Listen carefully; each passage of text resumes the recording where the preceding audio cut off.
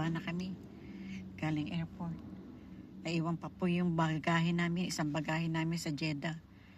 Kinuha na lang po yung address namin. Sabi i-deliver na lang daw po sa bahay yung naiwan na isang maleta. Naiwanan po kami ng isang maleta. Kaya ayun, nandito po kami ngayon sa may gasolinahan. Nag-stop over naman kami dito sa gasolinahan. Dahil yung mag-ama ko, bumili ng soft drink sa McDonald's. Yun po. At bibili raw po si Kuya Ador ng spaghetti. Sinagugutom na.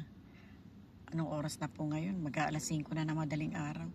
Bali nung umalis po kami sa Tenerife ng ados ng alas 4 na madaling araw. Anong petsa na po ngayon? 4 na. Alas 4 naman na po ng madaling araw. Pero nandito na po kami sa Pilipinas. Biro nyo sa Spain, ados ng madaling araw, alas 4 kami umalis para papunta rito sa Pilipinas. Ngayon, 4 na po, nandito pa rin po kami sa daan. Hindi pa po kami nakakarating ng bahay. Kung gaano kalayo po ang nangyaring biyahe namin. Kasi po, nung sa Madrid, na-stop over po kami ng 9 na oras. Dahil po, delay ang aming flight. Na-delay po kami ng 3 oras at kalahati sa Madrid. Yun nga po, nakaalis naman kami ng Madrid, nakarating kami sa Jeddah. Pagdating naman po sa Jeddah, kumuha kami ng Jeddah para Philippines. Jeddah to Philippines. Nangyari po, naayos na po, lumarga na po, umalis na yung eroplano. Naka-flight po kami. Pero biglang bumwelta po yung eroplano sa loob ng 2 oras. Bumwelta po yung eroplano, papunta po doon, naka 2 oras na eroplano, pagbalik nakabuelta ng 4 na oras. Kaya delayed na naman po kami. Nagkaroon daw po ng electric damage, hindi po namin maintindihan kung anong electric na problema po doon sa Jeddah, Philippines. Pagbalik po namin ng Jeddah, nagpalit po ng eroplano. Kung gaano po kami kapagod, kaya ados po kami umalis, ngayon 4 na po, nandito pa rin po kami sa daan. Hanggang ngayon, nandito po naman ako sa loob ng kotse, doon sa sumundo sa amin, yung anak ko nga po sumundo.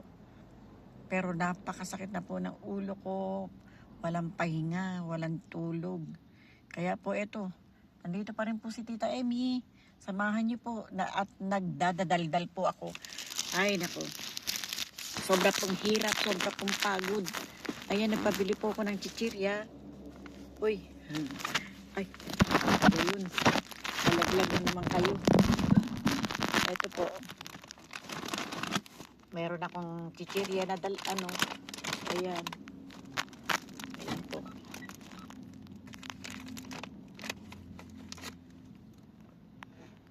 Ay, nako, pagod na pagod po ako. Sobra po talagang pagod ko. Hindi nyo na ako makita.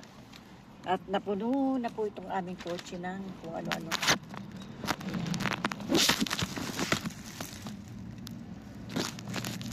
Nalaglag na naman po kayo. Hindi kaya mai-edit. Hindi po mai-edit. Kaya ito po.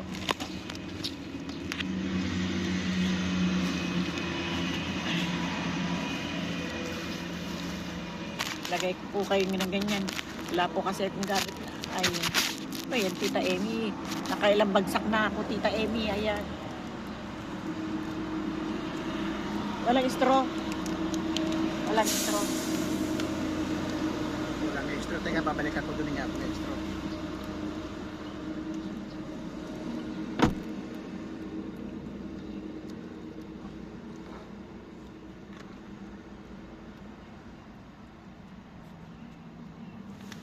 Teka, baka nandito.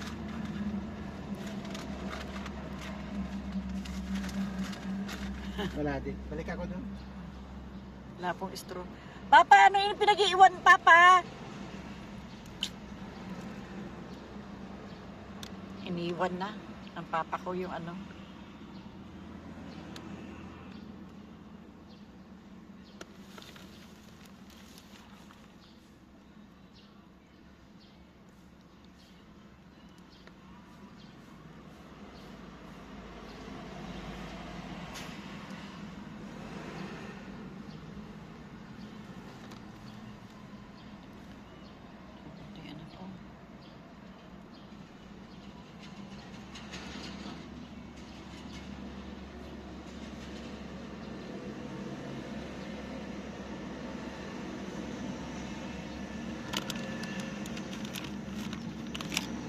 Naiwan na ako mag-isa. Naiwan po yung bukas yung kotse sa harapan.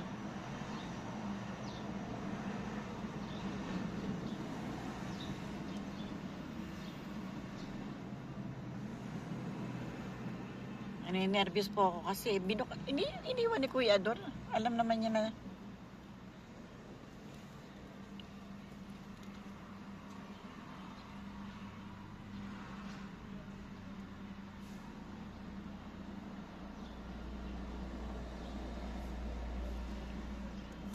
talaga itong asawa ko. Nervous po ako.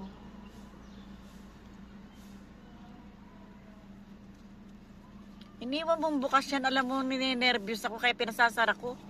Iniwan mo nakabukas. Ay, sorry. Talaga naman. Asan yung anak mo? Yuyus eh.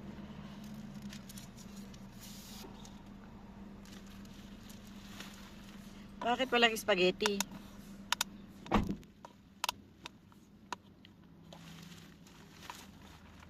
Hindi ko po maintindihan. Nangyari.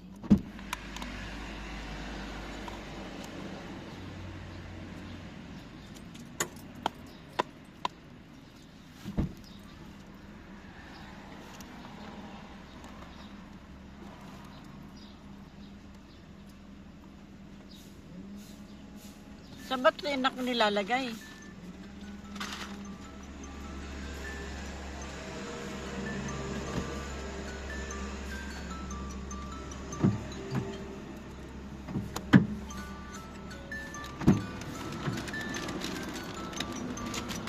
Hindi ito. Ano ito tinututo? Yan mo na. Wakan ko na lang.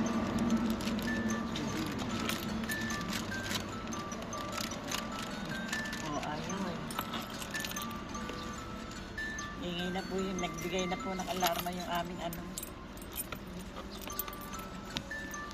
Sabi, inumaga na kayo sa daan.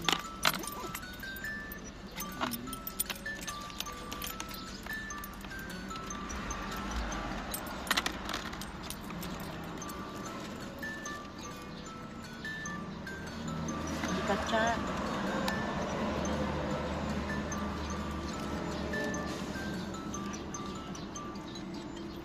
Iba yung takip na binigay.